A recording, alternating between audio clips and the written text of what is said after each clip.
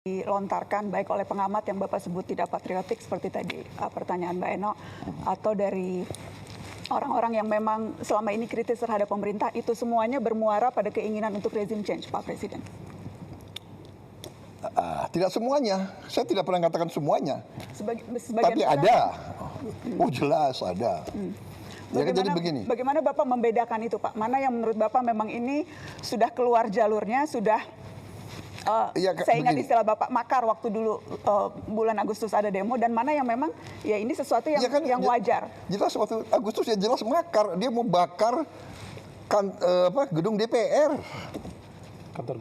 kantor gubernur, institusi pemerintahan mau dibakar, dia semakar, bikin kerusuhan, bawa bom molotov, ya kan?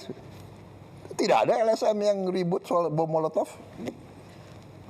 Banyak yang protes menyampaikan, banyak Pak yang protes. Banyak yang protes. Come on, sudahlah. Banyak yang protes. Jujur, buka rekam jejaknya, rekam digitalnya. Tetapi untuk dalam round satunya kita cukupkan dulu ya. Enggak, biar aja. Biar aja, ayo silakan. Oh iya, kata Bapak Presiden biar hidup. Oh iya, enggak apa-apa, ini kesempatan bagi saya jawab. Betul nggak? Betul Pak. Oh iya. Terima kasih kesempatan. Ada yang ribut nggak soal bom molotov? Banyak Pak yang aduh, come on, nggak objektif. Banyak yang nggak ada. Bapak, ada yang ribut nggak gedung DPR mau dibakar? Banyak Pak, pemberitaan media juga banyak soal itu. Nggak ada itu. Pemberitaan media banyak soal itu, banyak baru kemudian nanti mungkin kita bisa kembali. Bukan ekonomi, tapi isu yang juga luar biasa penting Pak.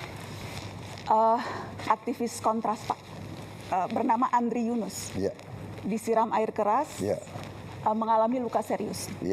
Luka bakar hampir 20%. Kornea matanya sebelah kanan juga rusak. Kapolri sudah mengatakan mendapatkan instruksi langsung dari Pak Presiden untuk mengusut kasus ini, dan saya juga ingin mengutip Menteri Koordinator Hukum, Menteri Bapak Pak Yusril, Komnas HAM, Komisi 3 DPR, semuanya menilai ini bukan sekedar tindak kriminal Pak Presiden, tetapi ini serangan terhadap demokrasi, serangan terhadap pembela HAM. Saya ingin tahu posisi Bapak, apakah setuju dengan penilaian itu Pak? Ya pastilah, ini terorisme, iya kan? Tindakan biadab, harus kita kejar, harus kita usut. Harus kita usut.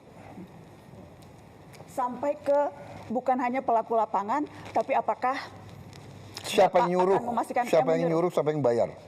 Termasuk apabila ternyata yang melakukan itu aparat negara, Pak. Ya jelas dong. Yang berseragam. Tidak akan dilindungi, tidak akan ada impunitas. Tidak akan. Bapak menjamin itu, Pak? Saya menjamin. Tapi sebaliknya, kalau ini provokator, yang bukan dari pemerintah, bukan dari aparat, jelas kita harus usut kok. Ya. Pola yang terjadi selama ini, kasus-kasus teror itu berulang dan tidak pernah terungkap sampai yang memberikan perintah, sebatas di pelaku lapangan. Spesifik Pak, saya mau menyebutkan, ini yang terjadi selama setahun terakhir Pak. Ada yang tadi Bapak sebutkan, wartawan Tempo, Francisca Christy Rosana, ada Tio Ardianto, ada Ramon Doni Adam, ada Firindian Aurelio, ada Sheryl Anavita, ada Iqbal Damanik, ada Zainal Arifin Mohtar. Latar belakang mereka Pak Presiden semuanya beragam, tetapi kesamaannya adalah semuanya kritis menyampaikan pandangan di muka publik. Apakah Bapak bisa memahami ada kekhawatiran yang muncul bahwa ruang aman untuk bersuara menjadi semakin menyempit, Pak? Anda merasakan, apakah dibandingkan dengan banyak negara, apa kita batasi nggak? Ada yang merasakan, coba lihat, kita batasi nggak? TikTok, fake news, hoax, kebohongan yang disiarkan tiap hari. Coba Anda lihat, coba bandingkan sama negara lain. Karena yang terjadi adalah dampaknya yang kita lihat Pak, mereka yang bersuara kritis. Iya, tapi kadang-kadang ada orang, Mbak Nana, kita ini bukan anak kecil, kita sudah hidup lama. Kadang-kadang kan ada peristiwa yang justru dibuat seolah, Anda ngerti ya, itu namanya provokasi. Itu ada di buku Mbak Nana, ada di buku intelligence, ada itu. Itu namanya false flag operation. Iya kan? Melakukan aksi teror seolah yang lakukan orang Palestina, tapi yang lakukan bukan orang Palestina, yang lakukan Mossad, itu terjadi. Sebetulnya Anda paham ya? Ya. Jadi sama juga ini. Ini mau mengarah bahwa rezim kita otoriter. Sebetulnya Iya kan? spekulasi-spekulasi itu muncul karena ketidakadaan jawaban Pak Presiden. Jadi kerap kali kasus-kasus yang terjadi ini berhenti begitu saja, tidak terselesaikan, sehingga kemudian muncullah begitu persepsi publik bahwa wah, kalau ini tidak selesai berarti ini ada unsur negara yang bermain dan sebagainya. Karena, karena tidak ada jawaban, maka kemudian saya ingin menjamin, saya ingin membangun Indonesia yang beradab, ya. Itu cita-cita saya. Saya ingin membangun pemerintah yang bersih. Hai, selamat datang kembali di akun saya. Mari kita bongkar komentar-komentar para netizen terkait video tersebut. Susah menerima fakta lapangan. Miris, menyedihkan, memalukan punya pemimpin seperti ini dikasih fakta nggak mau nerima. Keras kepala tidak mau menerima kekurangan. Sebenarnya bukan orang-orang di sekelilingnya yang salah, namun justru orang-orang di sekelilingnya. Tahu bahwa pemimpinnya tidak suka diberi masukan, maka lebih baik mengikuti apa yang dia mau agar dia senang dan terlepas dari amukannya. Dia tidak bisa membedakan menjadi seorang pemimpin negara dengan pemimpin pasukan perang. Rakyat ditantang untuk demo, habis lebaran rakyat langsung people power jilid 2 gas. Gampang emosian si antek asing ini, gebrak meja, muak melihat mukanya. Kadang yang bikin capek bukan isunya, kok nggak ada Naswa di situ. Pertanyaannya pasti pelat. Makasih Mbak Nana sudah mewakili suara rakyat. Mari bersama bijak menilai agar tidak mudah terprovokasi. Mbak Naswa, jangan takut, Mbak rakyat Indonesia bersamamu.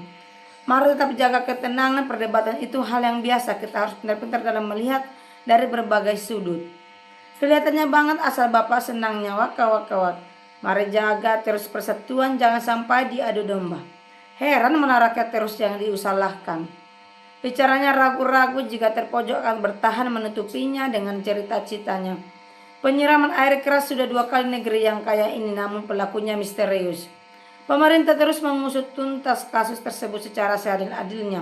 Rakyat bisa menilai kok Mbak Nana mantap. Mbege rakyat mayoritas enggak pro. Percayalah Pak, yang benar dan nyata itu hanya kondisi lapangan, bukan laporan.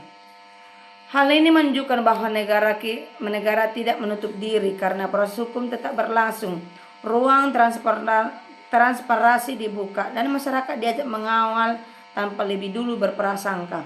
Karena Mbak Naswa, ini sinyal bahwa negara tidak menutup diri, proses hukum tetap jalan, transparansi dibuka dan semua pihak diajak mengawal tanpa prasangka.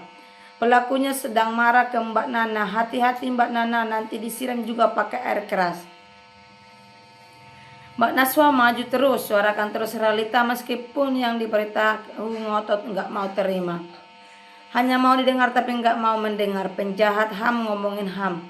Setuju kata Mbak Nana, kami rakyat menunggu pembuktiannya. Bagaimana mau menegakkan hukum dari awal aja sudah melanggar hukum dan konstitusi. Itu fakta dan masih banyak lagi. Rakyat menggugat, polisi yang bersih, mencet Kapolri aja nggak berani.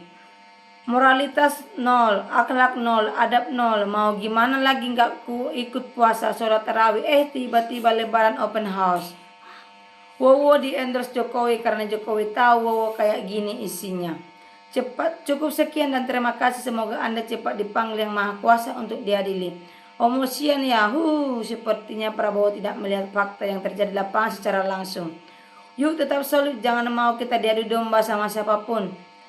Tiap Prabowo ngomong sok nasionalis, si paling pembela bangsa sendiri pasti gue skip. Males anjir, nggak ada buktinya. Terima kasih Mbak Nana. Kata aku mah coba konsultasi ke psikolog dah biar nggak emosian. Salut, terima kasih Mbak Naswa telah mewakili kami. Hati-hati Nona Naswa, setelah acara ini lebih waspada namun tetap tenang. Wowo tidak bisa kontrol cara dia menjawab pertanyaan yang kritis, lebih mengandalkan power kekuasaannya. Pembalasan kelihatan sekali otoriter Presiden RI. Gak usah 2 kali Presiden RI Prabowo. Niril omong tok. Entah mengapa saya merasa tidak ingin menonton sampai akhir. Top, komitmen Pak Prabowo mantap. Duh, malangnya negeriku dapat presiden kayak begini. BUMN saat ini kebobolan kita paling besar, bukan SDA kita yang kebobolan ya. Dia emosian ternyata. Kita mendukung upaya pemerintah untuk tetap menjaga keseimbangan antara kebebasan menyampaikan pendapat dan kebutuhan menjaga stabilitas nasional. Nasib hebat memperjuangkan rakyat. Kalau ingin semua pejabatnya bersih, kenapa tidak bersih-bersih? Saya hanya berdoa semoga negeri akan lebih baik.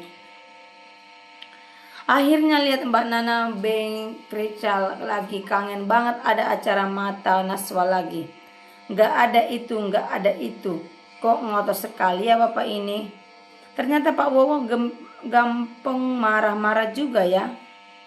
Inilah presiden kita tegas, nggak mau disalahkan diri perbuatan anak buahnya. Aneh kayak nggak dijawab semua. Mantap Naswa, kami rakyat bangga punya ibu. Penyiraman air keras nanti kita teringat lagi pada G30 SPKI. Orang yang membela kebenaran pasti akan dibunuh negara Konoha penegak hukum kurang bagus. Mari jaga persatuan dan dukung kerja nyata pemerintah untuk kemajuan Indonesia. Omon-omon, lain kali jangan dipilih lagi kalau mencalonkan presiden 2029. Hancur itu Indonesia dijualnya. Sehat Mbak Nana, insya Allah Anda selalu dalam lindungan Allah. Lah, kata Bapak saya dipilih oleh rakyat. Untung dulu saya nggak pilih Bapak. Oh itu tidak tahu keadaan langsung. Rakyat kalau tak kompak gulingkan tak akan dianggap ada tetrek hal hasil nyawa Anda jadi taruhan. Prabowo ternyata anti kritik. Dia ingin mengatakan apa yang rakyat ingin dengar aja kok, walau kenyataannya tidak begitu. Presiden temperamen seperti begini susah terima masukan baik. Kita mendukung upaya pemerintah untuk tetap menjaga keseimbangan antara kebebasan menyampaikan pendapat dan kebutuhan. Keberanian Naswa tak diragukan lagi, siapapun lawan debatnya, tak peduli presiden sekalipun. Saya suka kritisan Mbak Nana. Sangat mewakili aspirasi unek-unek rakyat. Makasih sudah bersuara langsung kepada Bapak Presiden. Semoga ada pembenahan lebih baik ke depannya, amin. Kalau keinginan saja tapi tidak berbuat, mari kita sama-sama bijak menerima informasi agar tidak mudah terprovokasi. Media sosial seharusnya menjadi ruang diskusi sehat, bukan tempat memperkeruh suasana. Fix sebagai presiden dia nggak ngerti fakta di lapangan. Semoga aparat bisa bekerja maksimal dan transparan agar kepercayaan